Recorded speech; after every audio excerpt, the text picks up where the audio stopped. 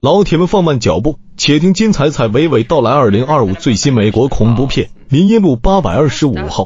横行50年的鬼宅到底在什么位置？话说在美国中部的一座小镇上，艾琳正在跟闺蜜视频聊天，突然有人敲门，吓得她赶紧把一些书籍和地图藏在床底下。她还以为是父母在敲门，然后就把房门打开。奇怪的是，外面空无一人。这时他想起了父母带着弟弟去大学报道去，他怕是有坏人进到屋里，于是四处查看，可是没有任何的人影。他百思不得其解，于是回屋告诉闺蜜家里的确没有人，然后就把房门关上。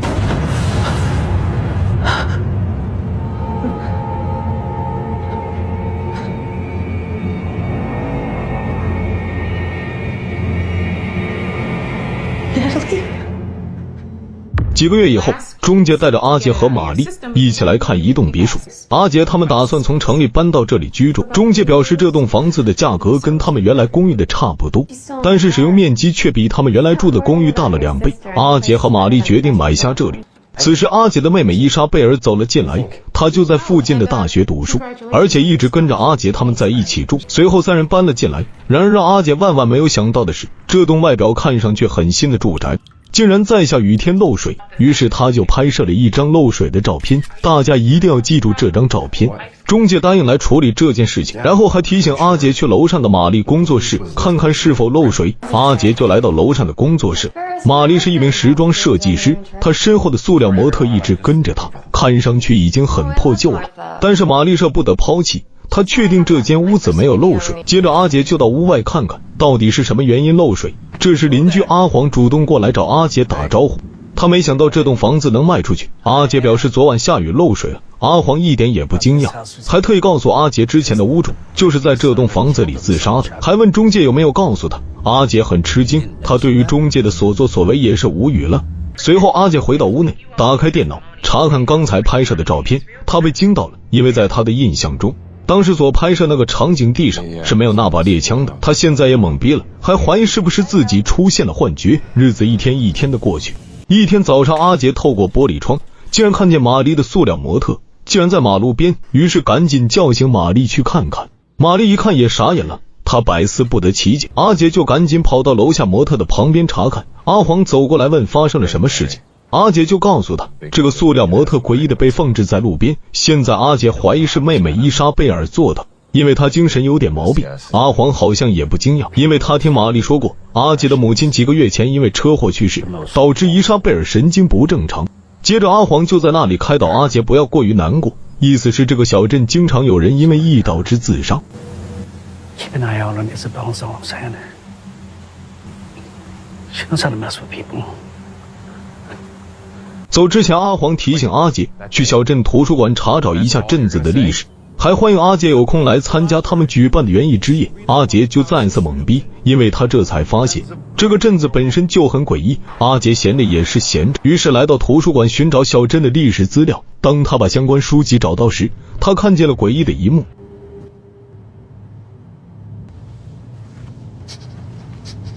Don't do it. I'm sorry. Don't do it. 艾琳接着告诉阿杰自己的名字，提醒阿杰不要再研究那些镇子的历史，那样会给阿杰带来祸事，让他赶紧离开这个小镇。阿杰听的也是莫名其妙，然后转身走到前台扫码登记借书。女管理员一看这些书就知道阿杰在找林荫路825号，提醒阿杰100%是找不到的。阿杰听不懂他在讲啥，随即他就顺便把刚才遇见的事情告诉了2位管理人员。他们听完大吃一惊，男管理员赶紧起身去查看，可是啥也没有啊。其实艾琳早已经变成阿飘了。回到家中，阿杰开始研读小镇的历史，渐渐他明白了一些他从未知道的事情。就在这时，有人按响门铃，阿杰开门一看，此人是奥利维亚，他是来学钢琴的。阿杰的职业是一名音乐教师，奥利维亚在阿杰的指导下可以独自弹琴，于是阿杰就去厨房倒一杯水给奥利维亚喝。琴声是那么的悠扬，然奥利维亚却跑来告诉阿杰，他身旁出现一个怪女人在弹钢琴，所以就把他吓跑了。阿杰大吃一惊，赶紧转身过去，瞬间琴声停止，可是他在屋内没有看见其他的人。奥利维亚看到这一幕，不敢再待下去了，吓得转身就跑。到了晚上，阿杰很是无聊，想起邻居阿黄之前说过的话，于是来到阿黄他们组织的园艺之夜。没想到其中还有那位女图书管理员，听了半天，他渐渐才明白，他们在讨论一位叫海伦的女人。此人在50年前自杀了，因为他的女儿在学校被霸凌致死，但是小镇上没有人伸出援助之手，最后他在家中开枪自杀。从此小镇就开始出现各种连续不断的自杀案例，一直持续到现在。园艺之夜实际上就是他们几个人在讨论海伦变成恶鬼的事情，他们都认为是海伦的鬼魂在报复这个小镇的居民，但是他们无计可施，因为他们找不到海伦的住址，也就是林荫路825号。他们查过很多的资料，就是找不到那个地址，仿佛那栋宅子人间蒸发了似的。另一边，伊莎贝尔住进来后，她经常会做噩梦，渐渐她也就习以为常。他的大学同学马克经常来找他玩，他在镇子上居住很多年，对这里的传闻略知一二，就问伊莎贝尔有没有发现怪事情，讲了小镇上一大堆闹鬼的事情，还把海伦的事情告诉了伊莎贝尔。那天晚上，伊莎贝尔睡到半夜，洗手间的灯泡突然亮了，他也就被惊醒，于是走过去把电灯开关关闭，接茬去睡觉。10几秒之后，灯泡又亮了。伊莎贝尔觉得电灯泡是不是出现什么故障，于是走过去把灯泡拿了下来，结果刚躺下，灯泡竟然又亮。这次他被吓到了，因为灯泡就放在床头柜子上。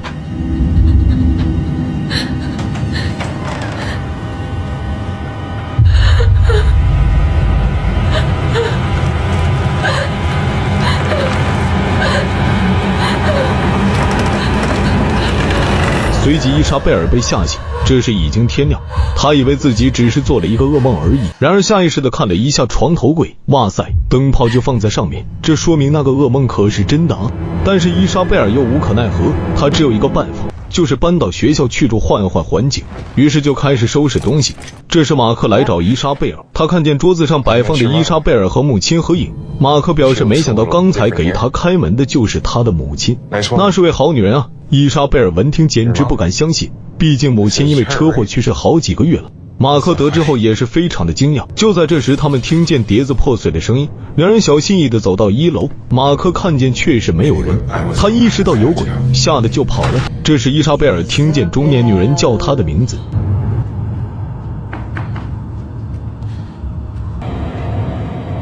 Where are you, honey?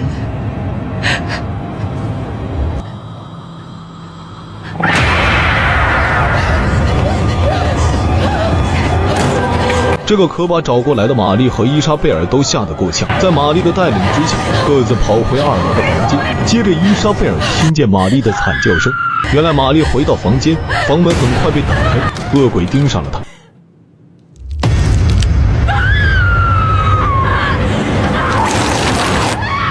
随后玛丽跑到了伊莎贝尔的房间里，两人抱团取暖，还好恶鬼没有再搞事了。过了几天，马克带着一份图纸来找伊莎贝尔，正好阿杰也在家，于是马克就摊开了讲，原来他找到了一份1923年小镇的电网布置图，根据地图的显示，再配合现在书籍的提示，他可以确定林荫路825号的位置。阿杰就决定去那里一趟，伊莎贝尔强烈要跟着去，随后他就让马克留下来陪着嫂子玛丽。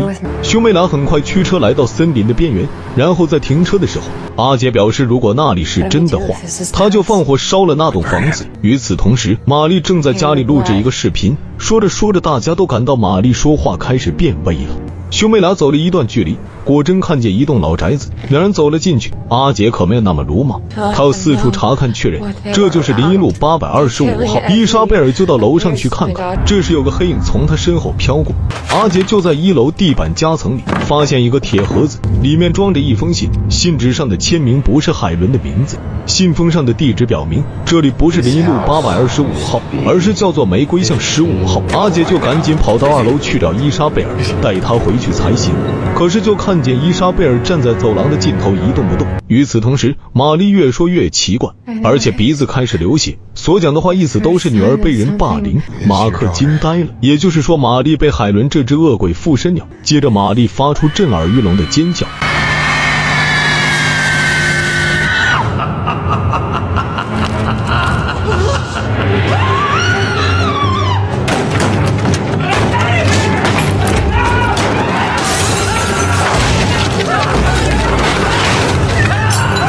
很快那2名录制人员被恶鬼搞定，马克躲在一旁瑟瑟发抖，他想跑出去，可是怎么也打不开门。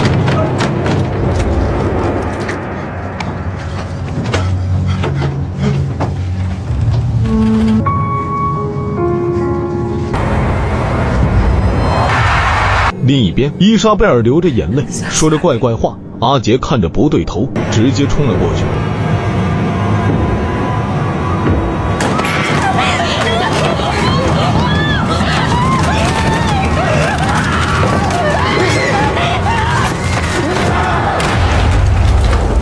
其实真正的林荫路825号就是阿杰所购买的别墅。影片到此结束，我认为本片拍摄的还行吧，满分5星我给打分3星半。这是一部披了恐怖片外衣的亲情片，体现了母女之情、兄妹之情以及夫妻之情。